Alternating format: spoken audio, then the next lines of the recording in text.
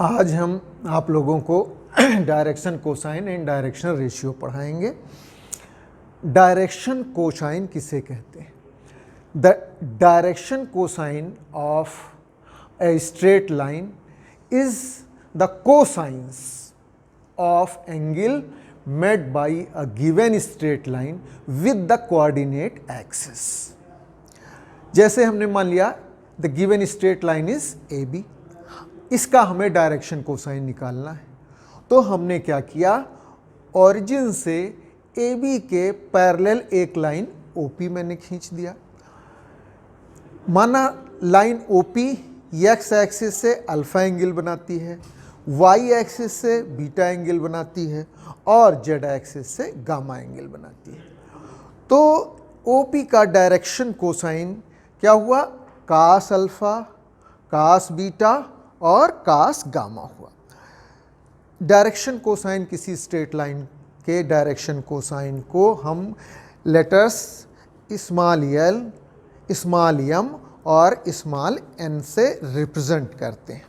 तो इसका मतलब l का is equal to cos alpha, m is equal to cos beta and n is equal to cos gamma. अब हम L, M और N के बीच रिलेशन निकालेंगे। तो हमने मान लिया कि जो है एक स्ट्रेट लाइन OP है, O जहाँ मूल बिंदु है, ऑरिजिन है और P का कोऑर्डिनेट XY Z है।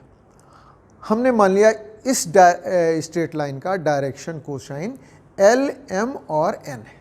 मैंने मान लिया OP is equal to R, यानी O से P का डिस्टेंस स्मॉल r है। तो डिस्टेंस के फार्मूले से OP हो जाएगा R is equal to under root x square plus y square plus z square. अब मैंने पॉइंट P से x एक्सिस पे परपेंडिकुलर PA ड्रॉप किया। मान लिया मैंने कि OP x एक्सिस से अल्फा एंगल बनाती है। नेक्स्ट,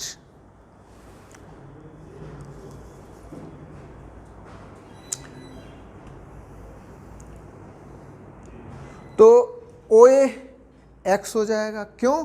क्योंकि P पॉइंट का कोऑर्डिनेट x है। अब इस ट्राइंगल OPA में कास अल्फा क्या हो जाएगा? बेस अपान हाइपोटेन्यूज, यानी x अपान r, और कास अल्फा ही L है, इसलिए L is equal to x upon r हो जाएगा।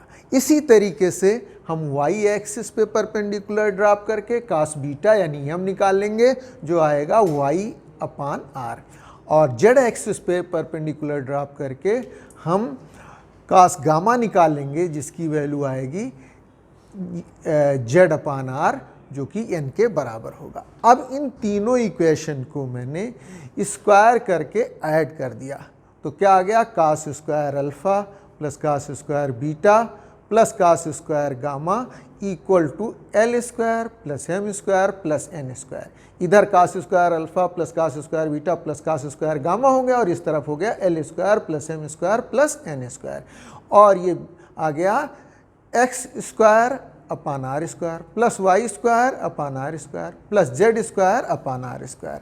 हमने LCM ले लिया आर स्क्वायर, तो आ गया L square plus M square plus N square is equal to x square plus y square plus z square upon r square.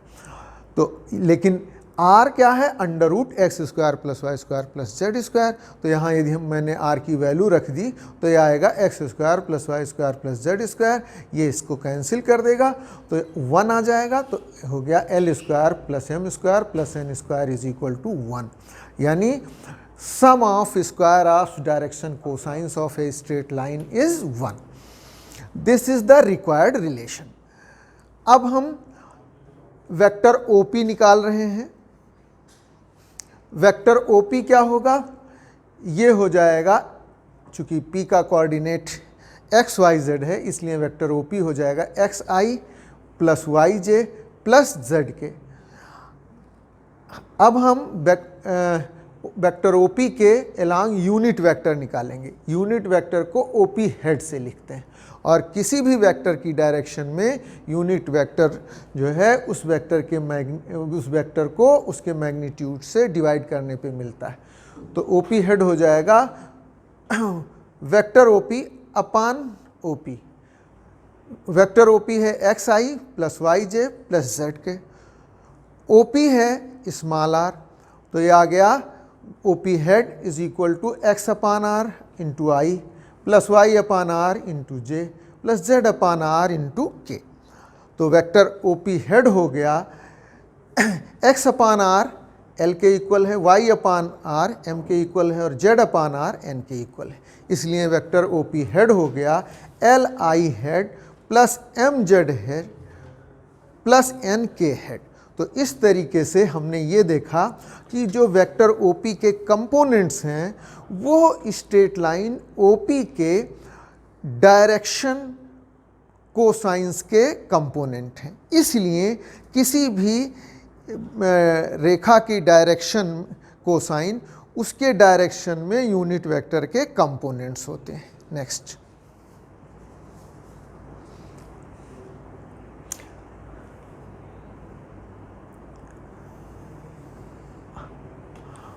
अगला हम आपको डायरेक्शन रेशियोज पढ़ाएंगे।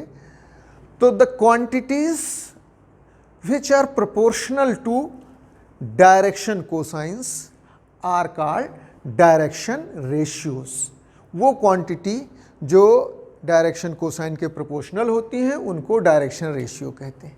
जैसे हमने ले लिया ए बी सी किसी भी स्ट्रेट लाइन का डायरेक्शन रेशियो और उसका डायरेक्शन कोसाइन एल एम और एन ले लिया। तो डिफिनीशन से ए प्रोपोर्शनल होगा एल के, तो या हम लिख सकते हैं a is equal to lambda l, जहाँ लैम्डा एक कांस्टेंट है। जब प्रोपोर्शनलिटी साइन को हटा के इक्वलिटी साइन लगाते हैं तो हमेशा एक कांस्टेंट लगा देते हैं, तो यहाँ ये लैम्डा एक कांस्टेंट है। ऐसे b is proportional to m, तो b is equal to lambda m। ऐसे c is proportional to n, इसलिए c is equal to lambda n। अब मैंने इन तीनों इक्वेशन को स्क्वायर किया और फिर जोड़ दिया, तो ये आ गया लेफ्ट हैंड साइड में a square plus B square plus C square equal to यहाँ lambda square l square plus lambda square m square plus lambda square n square, जिसमें लैम्डा स्क्वायर कॉमन हो गया तो आ गया lambda square into l square plus m square plus n square. चूँकि l square plus m square plus n square 1 है, इसलिए ये आ गया लैम्डा स्क्वायर। तो a square plus B square plus C square is equal to lambda square, या lambda is equal to plus minus under root A square plus B square plus C square. अब मैंने लिया है a is equal to lambda l, इसलिए l is equal to a upon lambda. इसी तरीके से m is equal to b upon lambda और n is equal to c upon lambda, और c लैम्डा की मैंने वैल्यू रख दी तो l हो जाएगा a upon under root A square plus B square plus C square. ऐसे m हो जाएगा l इस b upon A square plus B square plus C square, N is equal to C upon under root A square plus B square plus C square.